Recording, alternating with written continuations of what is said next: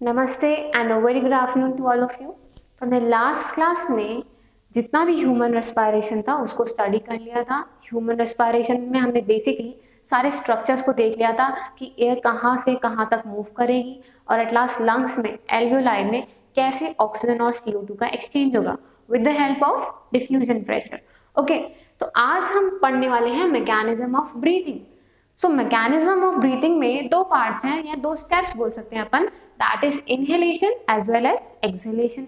तो इनहेलेशन का मतलब होता है बच्चों बाहर से ऑक्सीजन का इनटेक करना। ठीक है, अब ऑक्सीजन का इनटेक किसकी वजह से हो रहा है? डिफ्यूजन प्रेशर की मदद से हो रहा है।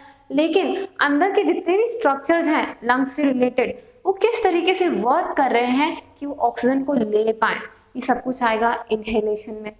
इसी तरीके से लंग्स के जितने भी स्ट्रक्चर हैं वो किस तरीके से CO2 को एक्सहेल या रिलीज करने में मदद करवा रहे हैं, उस पूरे पार्ट को हम पढ़ेंगे एक्सहेलेशन में। ओके, तो let's start with inhalation. Inhalation का सिंपल सा मीनिंग है ऑक्सीजन का इनटेक। तो ऑक्सीजन का इनटेक करना है तो सबसे पहले आपको क्या करना पड़ेगा? चेस्ट कैविटी को एक्सपेंड करवाना पड़ेगा। चेस्ट कैविटी एक्सपेंड होगी, बड़ी होगी, तभी तो बाहर से ऑक्सीजन अंदर आ पाएगी अपने हाई से लो कंसंट्रेशन की तरफ।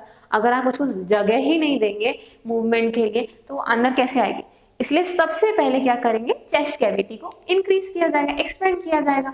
जबकि एक्सहेलेशन में बिल्कुल अपोजिट होगा, आपको ज्यादा प्रेशर क्रिएट करना है ताकि जितनी आपके अंदर कार्बन डाइऑक्साइड है वो मूव आउट कर जाए। ठीक है, तो उसको हम बोल देंगे चेस्ट कैविटी कॉन्ट्रैक्ट्स। ठीक है, एक दबाव डाला जाएगा।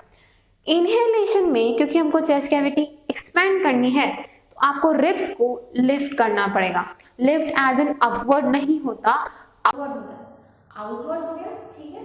अब यहाँ पे हम देखें एक्सहेलेशन में बिल्कुल इसके अपोजिट, तो रिब्स मूव डाउनवर्ड यानी अंदर की तरफ, इनवर्ड एक तरीके से मूव कर रही है। ओके, तो इससे क्या हुआ? चेस्ट कैविटी कॉन्ट्रैक्ट होगी, जबकि यहाँ पे क्या हुआ? चेस्ट कैविटी जो है एक्सपैंड होगी क्योंकि रिब्स बाहर की तरफ मूव की, जबकि यहाँ पे क्या किया था? अंदर की तरफ मूव की और ज्यादा एक तरीके से प्रेशर क्रिएट किया। तीसरे पॉइंट पे जाएं तो that is diaphragm flattens in inhalation. Diaphragm flat हो रहा है, इसका जो नॉर्मल शेप होता है कुछ इस तरीके से डोम शेप्ड होता है, लेकिन जैसे ही इनहेलेशन करना है, चेस्ट कैविटी एक्सपैंड करनी, तो इट गेट्स फ्लैटेंड अप।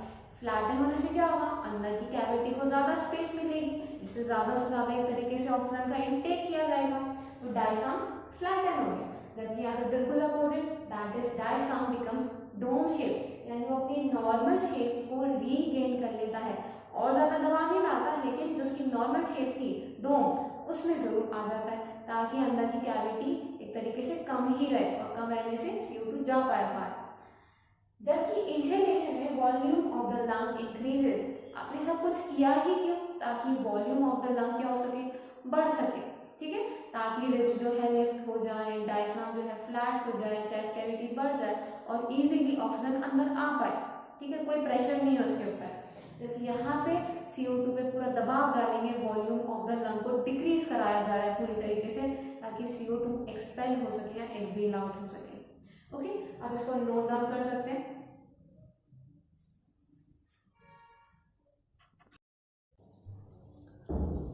तो नेक्स्ट पार्ट जो है that is respiration in plants. अब रेस्पिरेशन इन प्लांट्स बेसिकली बहुत इजी सा प्रोसेस है, यहाँ पे इतना कॉम्प्लिकेटेड नहीं जाएंगे हम क्योंकि सिर्फ 10th क्लास का लेवल है। रेस्पिरेशन इन प्लांट्स में होगा क्या? जितना भी आपने पहले ग्लूकोज बनाया था फोटोसिंथेसिस में, ठीक है, अब वही ग्लूकोज को इस्तेमाल किया जाएगा, ब्रेक डाउन किया जाएगा और उससे कार्बन डाइऑक्साइड H2 एनर्जी ली जाएगी जो कि उनके रेस्पिरेशन के लिए इंपॉर्टेंट मटेरियल्स है। ठीक है, प्लांट्स के लिए। हमारे लिए बिल्कुल अपोजिट था, हमें चाहिए ऑक्सीजन, जबकि इनको क्या चाहिए? कार्बन डाइऑक्साइड और एनर्जी चाहिए। ठीक है, तो gases exchange in plants occur through कौन कौन से पार्ट से प्लांट में रेस्पिरेशन पॉसिबल है, एक्सचेंज कैसे हो पा रहा है? तो सबसे पहला है स्टोमेटा इन द लीव्स। जितने भी small pore like structures present होते हैं लीव्स पे, हमने उनको कहा था स्टोमेटा। ठीक है, जिनके पास गार्ड सेल्स थे और उनकी ओपनिंग और क्लोजिंग जो है वाटर पे डिपेंड कर रही थी कि वो कितना वाटर लेते हैं और कितना रिलीज करते हैं। ठीक है, तो ये जो स्टोमेटास रहेंगे ये upper side of the leaf पे बहुत ज्यादा मात्रा में नहीं होंगे। कहाँ पे ज्यादा होंगे? नीचे की तरफ, बैक्सियल साइड पे इस तरीके से ज्यादा होंगे। इससे क्या होगा? जो ट्रांसपीरेशन लॉस होता है वो बहुत कम होगा। ठीक है। तो स्टोमेटा बेसिकली वाटर का एक्सचेंज तो कराते ही है, लेकिन गैसेस एक्सचेंज भी ऑफ कोर्स कराते हैं, यानी CO2 और O2 यानी ऑक्सीजन का एक्सचेंज भी ये देखेंगे, ठीक है।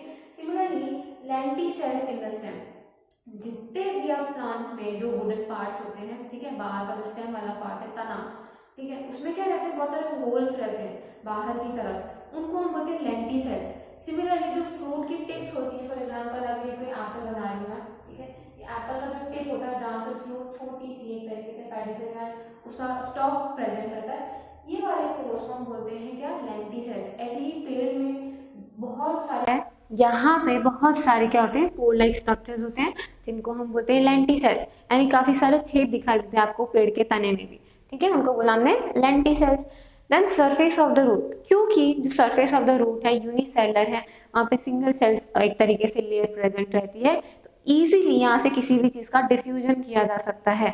तो गैसेस एक्सचेंज तीनों पार्ट से हो पा रहे हैं, लीव से स्टोमेटा में, स्टेम से बेसिकली कहाँ पे, लेंटिसेल्स में, और रूट्स में कहाँ पे, उनके surfacing with the help of diffusion. Then जो ड्यूरिंग रेस्पिरेशन हो क्या रहा है प्लांट्स के अंदर, तो जो ग्लूकोज बनाया गया था फोटोसिंथेसिस में, उसमें बाहर से ऑक्सीजन का एब्जॉर्प्शन किया जाता है ताकि ये ग्लूकोज का ब्रेकडाउन हो सके, और ग्लूकोज के ब्रेकडाउन से क्या रिलीज होगा, carbon dioxide, water as well as energy. ये हमारे साथ बिल्कुल अपोजिट है, क्योंकि हम क्या बनाते हैं, energy as well as oxygen. एक तरीके से हम क्या करते हैं, ऑक्सीजन का इनटेक करते हैं रेस्पिरेशन में, जबकि यहाँ पे क्या हो रहा है, इनको क्या चाहिए, carbon dioxide as well as energy, ठीक है। तो ये पार्ट जो है पूरा रेस्पिरेशन इन प्लांट्स को कवर करता है, ठीक है। आपको आज के पार्ट में कोई भी क्वेरी है तो आप उसको कमेंट डाउन कर सकते हैं, एंड इफ आपको ये वीडियो पसंद आया then please like. Thank you so much.